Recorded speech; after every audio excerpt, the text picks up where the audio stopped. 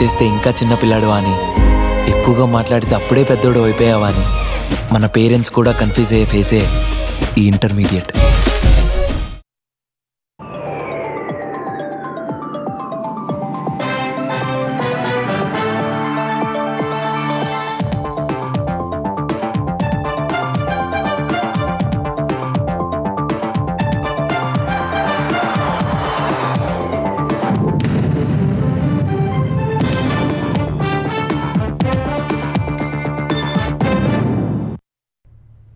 నమస్కారం, ఈటీవీ న్యూస్కి స్వాగతం. ముందుగా ముఖ్యాంశాలు. ఏపీ మద్యం కేసులో ఛార్జిషీటు దాఖలకు సర్వం సిద్ధం. నేడు ఏసీబీ కోర్టులో సమర్పించే అవకాశం. బిగ్ బాస్ పేరు చేర్చడంపై సర్వత్రా ఉత్కంఠ. మద్యం కేసులో మిథున్ రెడ్డి అరెస్టుకు సిట్ ప్రయత్నాలు. వారెంట్ కోసం కోర్టులో మెమో దాఖలు. లొంగిపోతారంటూ ఊపందుకున్న ప్రచారం.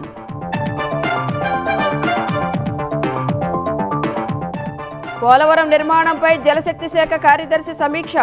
డయాఫ్రమ్ వాల్ పనుల్లో జాప్యంపై అసంతృప్తి. ఎప్పటికి పూర్తి చేస్తారని అధికారులకు ప్రశ్నలు. తెలుగు రాష్ట్రాల మధ్య జల వివాదాలపై 12 మందితో కమిటీ. కేంద్రం కసరత్తు. 5 చొప్పున ఎంపిక చేయాలని 2 ప్రభుత్వాలకు సూచన. కేంద్రం చొరవతోనే కమిటీ ఏర్పడుతోందన్న కిషన్ రెడ్డి. బీఆర్ఎస్ విమర్శలపై ఆగ్రహం. తెలంగాణ హక్కుల పట్ల వెనుకడుగు ఉండబోదని స్పష్టీకరణ. జంట నగరాలను ముంచెత్తిన జోరు వాన. రహదారులు జలమయమై వాహనదారుల అవస్థలు. 4 రోజుల వర్ష సూచనతో అప్రమత్తమైన ప్రభుత్వం. పాక్ ఆక్రమిత కశ్మీర్లో మసూద్ అజర్ మకాం. ఉగ్రనేత కదలికలపై భారత నిఘా వర్గాల దృష్టి. ఆపరేషన్ సింధూర్ తర్వాతే వచ్చినట్లు అంచనా.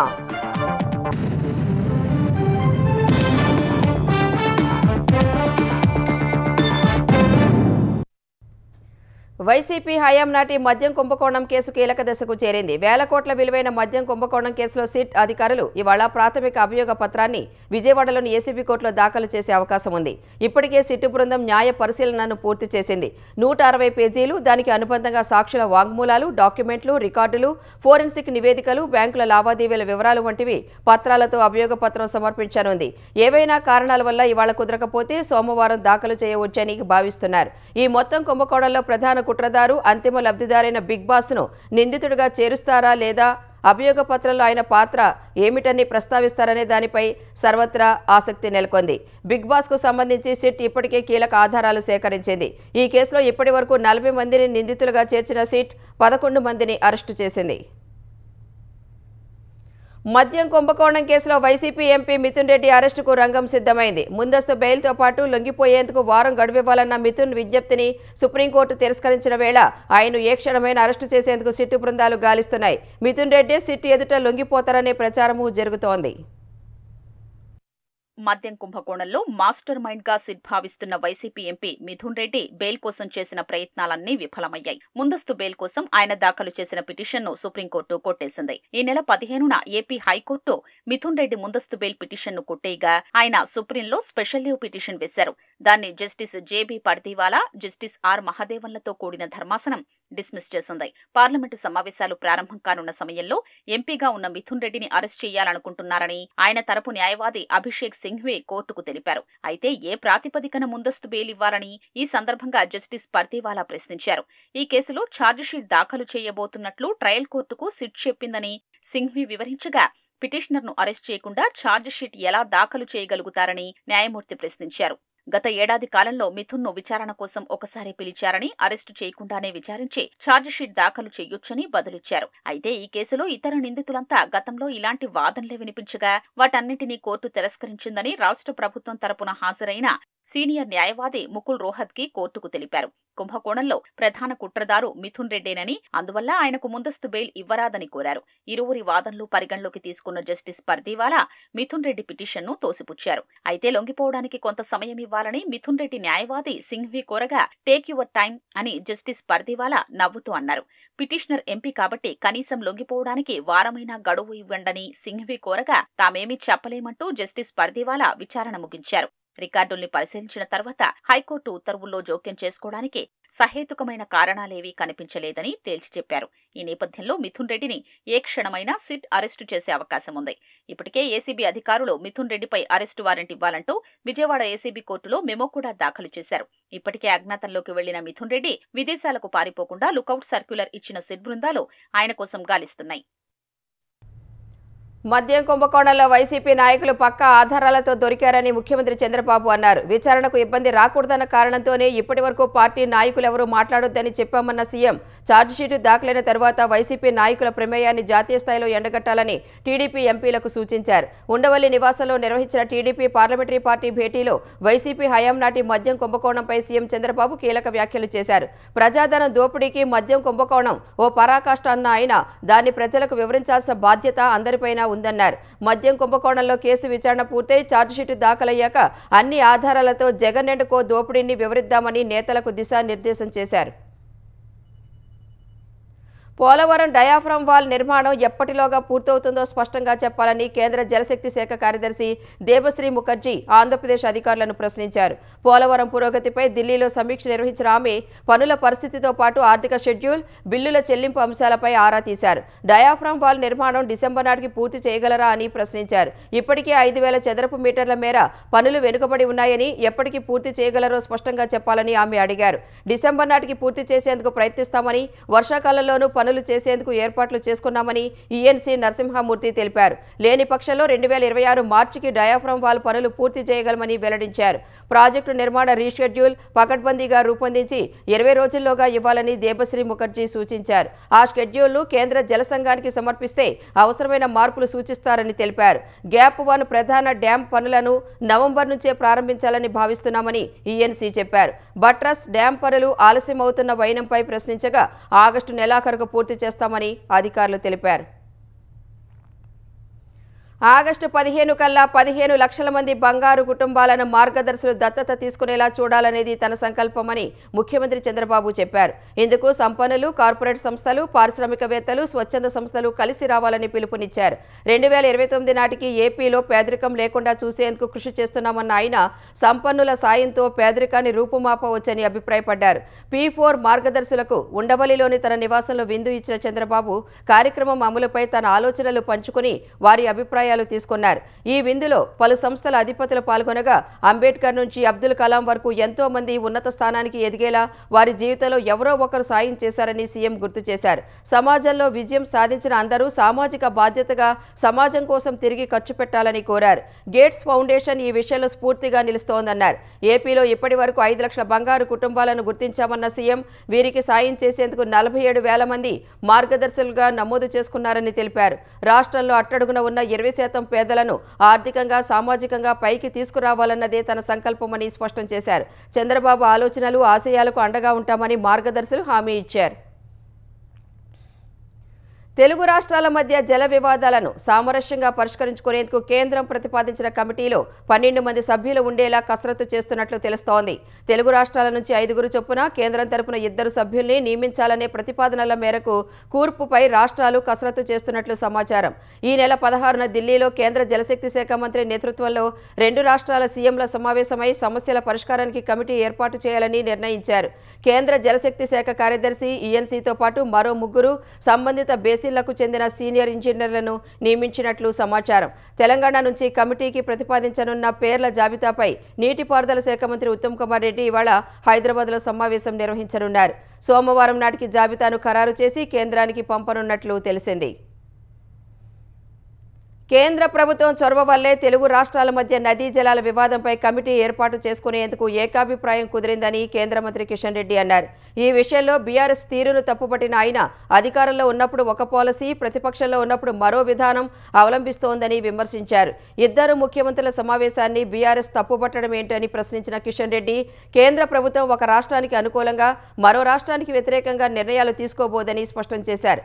2 రాష్ట్రాలకు సమన్యాయం చేయడమే కేంద్ర ప్రభుత్వ లక్ష్యమని తేల్చి చెప్పారు. గోదావరి జలాలను సద్వినియోగం చేసుకుంటామంటూ చంద్రబాబు కేంద్రం వద్దకు వచ్చారన్న కిషన్ రెడ్డి ఈ విషయంలో రేవంత్ రెడ్డి ఏదైనా కార్యాచరణ రూపొందించారా అని ప్రశ్నించారు. కేంద్రాన్ని, మోదీని విమర్శించడమే పనిగా పెట్టుకున్నారని ఆగ్రహం వ్యక్తం చేశారు. బనక్షలకు సంబంధించినటువంటి విషయంలో ఇద్దరు ముఖ్యమంత్రులను పిలిచాం. రెండు రాష్ట్రాల మధ్యలో సమస్య ఉంది కాబట్టి పరిష్కారం చేయాలా, చేసుకోవాలని. ఈరోజు టీఆర్ఎస్ పార్టీ నాయకులు చాలా మాట్లాడుతున్నారు. వాళ్ళు అధికారంలో ఉన్నప్పుడు ఒక పాలసీ, ప్రతిపక్షంలో ఉన్నప్పుడు ఒక పాలసీ. బీఆర్ఎస్ లాగా బీజేపీ ఉండదు. తెలంగాణ ప్రజలకు మనవి చేస్తా ఉన్నాము, ఎట్టి పరిస్థితుల్లో కేంద్ర ప్రభుత్వం కానీ భారతీయ జనతా పార్టీ కానీ తెలంగాణ హక్కులను కాపాడేటువంటి ప్రయత్నంలో వెనుకడుగు వేసే ప్రసక్తి లేదు. అదేవిధంగా ఒక నేషనల్ పార్టీగా రెండు రాష్ట్రాలకు న్యాయం జరగాలని కేంద్ర ప్రభుత్వం కోరుకుంటుంది. ఆ విషయాన్ని మనం దృష్టిలో పెట్టుకోవాలి. అంతే తప్ప తెలంగాణకు అన్యాయం చేసి ఆంధ్రకి ఇస్తామనో, ఆంధ్రకు అన్యాయం చేసి తెలంగాణకి ఇస్తామనేటువంటి ఆలోచన ఎవరికైనా ఉంటే అది వాళ్ళ మెదడులో తీసేయాలని చెప్పి కోరుతా ఉన్నాను. రంగారెడ్డి జిల్లా మహేశ్వరం మండలం నాగారలోని భూదాన్ భూములకు సంబంధించిన లావాదేవీలపై విచారణ కమిషన్ ఏర్పాటుపై నిర్ణయం చెప్పాలని తెలంగాణ ప్రభుత్వానికి హైకోర్టు ఆదేశాలు జారీ చేసింది. కమిషన్ ఏర్పాటు చేసే ఉద్దేశం లేకుంటే ఆ విషయం కోర్టుకు చెప్పాలని తేల్చి చెప్పింది. నాగారలోని సర్వే నెంబర్ 194, 195లో తండ్రి ద్వారా వచ్చిన 10.17 ఎకరాలను ప్రైవేటు వ్యక్తుల పేరుతో అధికారులు మార్చారని, దీనిపై విచారణ జరిపించాలని ఇచ్చిన వినతి పత్రంపై చర్యలు తీసుకోకపోవడాన్ని సవాలు చేస్తూ గ్రామానికి చెందిన వి రాములు హైకోర్టులో పిటిషన్ దాఖలు చేశారు. దీనిపై హైకోర్టు విచారణ చేపట్టగా ప్రైవేటు వ్యక్తులైన అబ్దుల్ జావీద్, అర్షియా సుల్తానాల సాయంతో భూములను అధికారులు మూడో పార్టీకి కేటాయించారని పిటిషనర్ తరపు న్యాయవాది వాదించారు. అనంతరం వీటిని మధ్యవర్తుల సాయంతో సబ్ డివిజన్లు చేసి ఐఏఎస్, ఐపీఎస్లకు విక్రయించారని తెలిపారు. దీనిపై చర్యలు తీసుకోవాలని వినతి పత్రం ఇచ్చినా అధికారులు స్పందించలేదన్నారు. ఈ వాదనలను పరిగణలోకి తీసుకున్న న్యాయమూర్తి విచారణ కమిషన్పై నిర్ణయం చెప్పాలని అదనపు అడ్వకేట్ జనరల్ హోంశాఖ తరపు న్యాయవాదిని ఆదేశించారు. భూములు కొనుగోలు చేసిన ఐఏఎస్లు, ఐపీఎస్లు వారి బంధువులను ప్రతివాదులుగా చేర్చారు. తదుపరి విచారణను 28వ తేదీకి వాయిదా వేశారు. భారీ వర్షానికి హైదరాబాద్ మహానగరంలో రోడ్లు మరోసారి చెరువులను తలపించాయి. ఎక్కడికక్కడ వర్షపు నీరు నిలిచి ప్రజలు తీవ్ర ఇబ్బందులు పడ్డారు. సికింద్రాబాద్ ప్యాట్నీ సెంటర్ వద్ద నాలా ఉధృతికి ఓ షోరూంలో చిక్కుకున్న 40 మందిని డీఆర్ఎఫ్ బృందాలు రక్షించాయి. వరదతో హుస్సేన్ సాగర్ నిండుకుండలా మారింది. హైదరాబాద్ లో శుక్రవారం వాన దంచి కొట్టింది. పలు ప్రాంతాల్లో రహదారులపై వరద ప్రవాహంతో వాహనదారులు తీవ్ర ఇబ్బందులు పడ్డారు. గంటల కొద్దీ ట్రాఫిక్ కు తీవ్ర అంతరాయం ఏర్పడింది. మాదాపూర్, గచ్చిబౌలి, మలక్పేట, ముసారాంబాగ్ సహా అనేక ప్రాంతాల్లో రోడ్లు చెరువుల్ని తలపించాయి. జూబ్లీహిల్స్ లోని శ్రీకృష్ణానగర్ మ్యాన్ హోల్స్ ఉప్పొంగాయి. సికింద్రాబాద్ లోని ప్యాట్నీ నాలా ఉధృతికి పైగా కారణి విమాన్ నగర్ లో నీట మునిగాయి. అక్కడి ఓ కార్ల షోరూంలోకి 5 అడుగుల నీరు చేరడంతో 40 మంది ఉద్యోగులు గంటల తరబడి చిక్కుకుపోయారు. డీఆర్ఎఫ్, హైడ్రా బృందాలు బోట్ల ద్వారా వారిని సురక్షితంగా బయటకు తరలించాయి. ఇక్కడి నాలా విస్తరణ పనుల్ని ఓ ఇంటి యజమాని అడ్డుకోవడంతో అర్ధాంతరంగా నిలిచిపోయాయి. దీంతో పెద్ద ఎత్తున కారణీలు ఇళ్లలోకి నీరు చేరింది. ప్యాట్నీ నాలా పరిసర ప్రాంతాల్లో బోటులో పర్యటించిన హైడ్రా కమిషనర్ రంగనాథ్ సహాయక చర్యల్ని పర్యవేక్షించి స్థానికులకు భరోసా కల్పించారు. 4 అడుగుల లోతు నీరు చేరడంతో పైగా కారణి పూర్తిగా జలదిగ్బంధంలో చిక్కుకుపోయింది.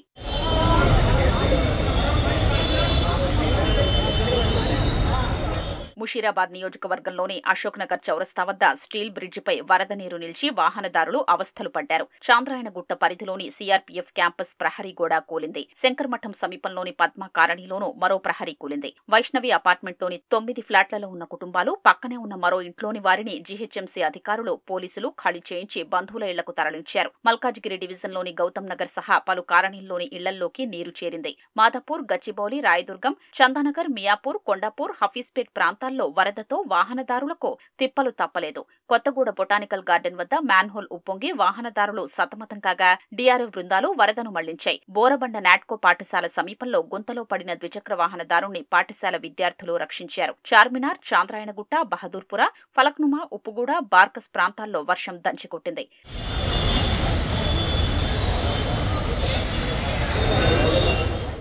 సంగారెడ్డి, యాదాద్రి భువనగిరి జిల్లాల్లోనూ జోరు వానలు పడ్డాయి. సంగారెడ్డి జిల్లా ఫుల్కల్లో అత్యధికంగా 13 సెంటీమీటర్ల వర్షపాతం నమోదైంది.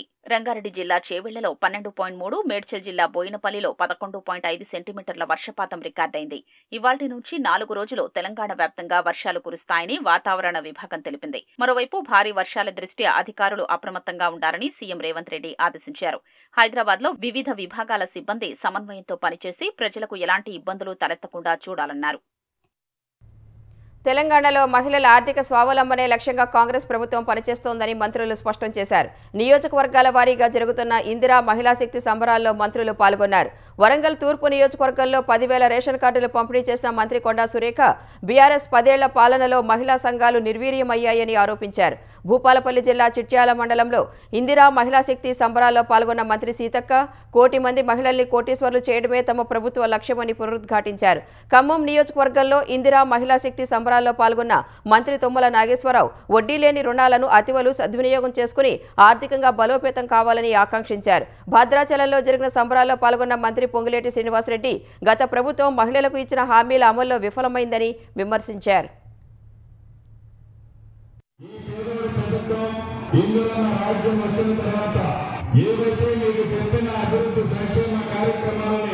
రాష్ట్ర ఆర్థిక పరిస్థితి బాగలేకపోయినా చెప్పిన మాట ప్రకారం తూచా తప్పకుండా పేదవారికి ఏవైతే అవసరం ఉంటుందో, పేదవారికి ఏది చేస్తే మంచి జరుగుతుందో ఆ కార్యక్రమాలన్నీ ఎన్ని ఇబ్బందులు, కష్టాలు, అవాంతరాలు, అవహేళనలు జరిగినా నా పేదవాళ్ళు సుఖంగా ఉండాలి అని గౌరవ ముఖ్యమంత్రి రేవంత్ రెడ్డి గారు కానీ మన ప్రభుత్వం కానీ ఈనాడు మీ కోసం పనిచేస్తుందన్నది నిజం. భారత్ వచ్చే 25 ఏళ్లలో రెండో అతిపెద్ద ఆర్థిక వ్యవస్థగా అవతరిస్తుందని రైల్వే శాఖ మంత్రి అశ్విని వైష్ణవ్ అన్నారు. ప్రధాని మోదీ హయాంలో భారత్ ఆర్థిక ప్రగతిలో దూసుకెళ్తుందని పేర్కొన్నారు. హైదరాబాద్ నారాయణగూడలోని కేశవ్ మెమోరియల్ కళాశాలలో కేశవ్ మెమోరియల్ ఎడ్యుకేషన్ సొసైటీ 85వ ఫౌండేషన్ డే కార్యక్రమంలో కేంద్ర మంత్రులు అశ్విని వైష్ణవ్, కిషన్ రెడ్డి పాల్గొన్నారు. ప్రధాని మోదీ పాలనలో ప్రపంచ జీడీపీ ర్యాంకింగ్లో భారత్ 4వ స్థానంలో నిలిచిందని కేంద్ర మంత్రులు వివరించారు. By 2047, India will be among the top 2 economies. Imagine how much we are able to do when we are among the top 5. So many new Vande Bharat trains, so many new stations, so many new highways, so many new airports, so many things we are able to do. When we become third largest economy, how much more we will be able to do. New colleges, new factories, so many new facilities. And that is the future that our Prime Minister Narendra Modi ji is building for you.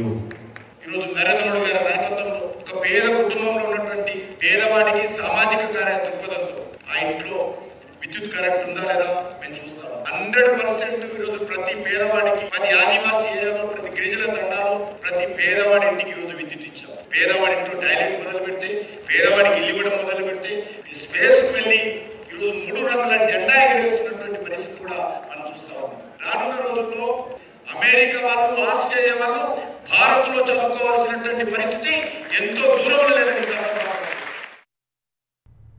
ముఖ్యమంత్రి చంద్రబాబు ఇవాళ తిరుపతిలో జరిగే స్వచ్ఛాంధ్ర కార్యక్రమంలో పాల్గొంటారు. మొదట విజయవాడ నుంచి రేణిగుంట విమానాశ్రయానికి చేరుకోనున్న చంద్రబాబు అక్కడి నుంచి తుకివాకం గ్రామానికి వెళ్లి ఘన వ్యర్థాల నిర్వహణ కేంద్రాన్ని పరిశీలిస్తారు. తరువాత తిరుపతి కపిల తీర్థంలో కపిలేశ్వర స్వామిని దర్శించుకుంటారు. అనంతరం స్వచ్ఛాంధ్ర ప్రతినిధులతో సమావేశం కానున్నారు. మధ్యాహ్నం పోలీస్ పరేడ్ మైదానంలో ప్రజావేదిక నిర్వహించనున్నారు. అనంతరం అలిపిరిలో కంచి కామకోటి మహామండపాన్ని సందర్శిస్తారు. ఆంధ్రప్రదేశ్లో మహిళల నాయకత్వం పెరగాలని హోంమంత్రి వంగలపూడి అనిత అన్నారు. తెలుగుదేశం పార్టీ కేంద్ర కార్యాలయం ఎన్టీఆర్ భవన్లో తెలుగు మహిళా విస్తృత స్థాయి సమావేశానికి హోంమంత్రి సహా టీడీపీ రాష్ట్ర అధ్యక్షుడు పల్లా శ్రీనివాస్, కోవూరు ఎమ్మెల్యే వేమిరెడ్డి ప్రశాంత్ రెడ్డి హాజరయ్యారు. మహిళల్ని కించపరిచే నేతలు రాజకీయంగా ఎంతటి శక్తిమంతులైనా ప్రజల తీర్పు ముందు చేతులెత్తక తప్పదని పల్లా శ్రీనివాస్ తెలిపారు. 151 నుంచి 11 స్థానాలకు పడిపోయినా తమ తప్పులు సరిదిద్దుకోని వైసీపీ నేతలు ఇప్పటికీ మహిళలపై పదే పదే జుగుప్సాకరమైన వ్యాఖ్యలు చేస్తున్నారని అనిత మండిపడ్డారు.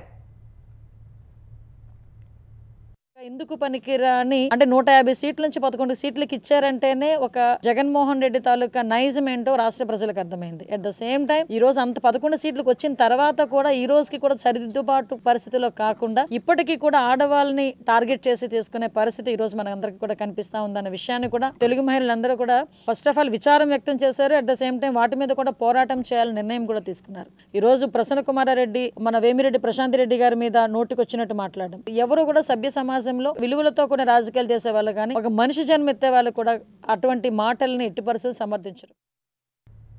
హాస్య నటుడు ఫిష్ వెంకట్ కన్ను మూశారు. కొన్నాళ్లుగా అనారోగ్యంతో బాధపడుతున్న ఆయన చందానగర్లోని ఓ ప్రైవేట్ ఆసుపత్రిలో చికిత్స పొందుతూ మృతి చెందారు. ఫిష్ వెంకట్ 2 కిడ్నీలు చెడిపోవడంతో కుటుంబ సభ్యులు చికిత్స చేయిస్తున్నారు. చికిత్స అందించే స్థితిలో లేమని, దాతలు ఎవరైనా సాయం చేయాలని భార్య, కుమార్తె కోరగా కొందరు నటులు ఆర్థిక సాయం చేశారు. ఈ క్రమంలోనే ఆరోగ్యం విషమించి రాత్రి మరణించారు. ఫిష్ వెంకట్ అసలు పేరు మంగిలంపల్లి వెంకటేష్. ముషీరాబాద్ మార్కెట్లో చేపల వ్యాపారం చేయడంతో ఆయనకు ఫిష్ వెంకట్గా గుర్తింపు వచ్చింది. అత్తారింటికి దారేది, గబ్బర్ సింగ్, కృష్ణ, డి, అదుర్స్, Bunny, king, don scene, కందిరీగా, rowdy, మిరపకాయ్, శౌర్యం సహా 100కు పైగా చిత్రాల్లో హాస్య నటుడుగా అలరించారు. ఫిష్ వెంకట్ మృతి పట్ల టీపీసీసీ అధ్యక్షుడు మహేష్ కుమార్ గౌడ్ సంతాపం తెలిపారు. జైషే మహమ్మద్ ఉగ్రవాద సంస్థ అధినేత మసూద్ అజర్ తమ వద్ద లేడని చెబుతున్న పాకిస్తాన్ కుటిలత్వాన్ని భారత నిఘా వర్గాలు మరోసారి బయటపెట్టాయి. మసూద్ అజర్ పాకిస్తాన్లోనూ నక్కినట్లు పక్కాగా గుర్తించాయి.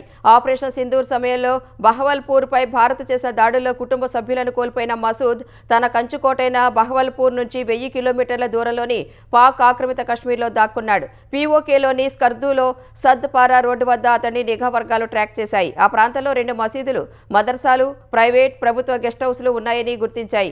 ఆపరేషన్ సింధూర్ తర్వాతే మసూద్ అక్కడికి వెళ్లాడా అన్నది తెలియాల్సి ఉంది. 2019 బాలాకోట్ స్ట్రైక్స్ తర్వాత కూడా మసూద్ కొన్ని రోజులు పెషావర్లోని రహస్య ప్రాంతంలో తలదాచుకున్నాడని నిఘా వర్గాలు తెలిపాయి.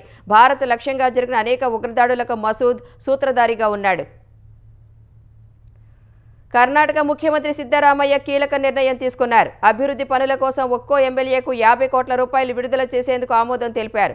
కాంగ్రెస్ పార్టీలో అంతర్గత చర్చల అనంతరం ఈ మొత్తాన్ని ఇచ్చేందుకు సీఎం అంగీకరించారు. తమ నియోజకవర్గాల్లో అభివృద్ధి పనుల కోసం నిధులు సరిపోవడం లేదని కాంగ్రెస్ కర్ణాటక ఇన్ఛార్జ్ రణదీప్ సూర్జేవాలా వద్ద ఇటీవల ఎమ్మెల్యేలు వాపోయారు. నిధుల జాప్యంతో పట్టణ, గ్రామీణ ప్రాంతాల్లో కీలక ప్రాజెక్టులు కుంటుపడుతున్నాయని చెప్పారు. నిధుల విడుదలలో జాప్యంపై కాగ్వాడ్ ఎమ్మెల్యే రాజు కగే సొంత ప్రభుత్వంపై బహిరంగంగా అసహనం వ్యక్తం చేశారు. అభివృద్ధి పనులు ముందుకు సాగడం లేదంటూ రాజీనామాకు సిద్ధపడ్డారు. ఈ క్రమంలోనే Surjewala CM Siddaramaiah, deputy CM DK Shivakumar దృష్టికి సమస్యను తీసుకువెళ్లినట్లు తెలుస్తోంది. దీనిపై అంతర్గతంగా జరిగిన చర్చ అనంతరం పెండింగ్లో ఉన్న నిధుల విడుదలకు ముఖ్యమంత్రి అంగీకరించారు. 2025-26 ఆర్థిక సంవత్సరం తొలి త్రైమాసికంలో రిలయన్స్ ఇండస్ట్రీస్ అదరగొట్టింది. ఏప్రిల్, జూన్ త్రైమాసికంలో 26,994 కోట్ల నికర లాభాన్ని నమోదు చేసింది. గతేడాది ఇదే త్రైమాసికంలో పోలిస్తే లాభంలో 78.3% వృద్ధి నమోదు చేసింది. రిలయన్స్ చరిత్రలో ఒక త్రైమాసికంలో ఈ స్థాయి లాభాన్ని నమోదు చేయడం ఇదే తొలిసారి. గతేడాది ఇదే త్రైమాసికంలో రిలయన్స్ నికర లాభం 15,138 కోట్లుగా ఉంది. జనవరి, మార్చి త్రైమాసికంలో 19,407 కోట్ల నికర లాభాన్ని ఆర్జించింది. గత త్రైమాసికంతో పోల్చిన నికర లాభంలో 39% వృద్ధి నమోదైంది. రిలయన్స్కు చెందిన కన్జ్యూమర్ బిజినెస్ విభాగాలైన రిటైల్, టెలికాం వ్యాపారాలు రాణించడంతో రికార్డు లాభం నమోదు సాధ్యమైంది. 2025-26 ఆర్థిక సంవత్సరాన్ని మెరుగైన ఫలితాలతో ప్రారంభించామని RIL chairman, managing director Mukesh Ambani చెప్పారు.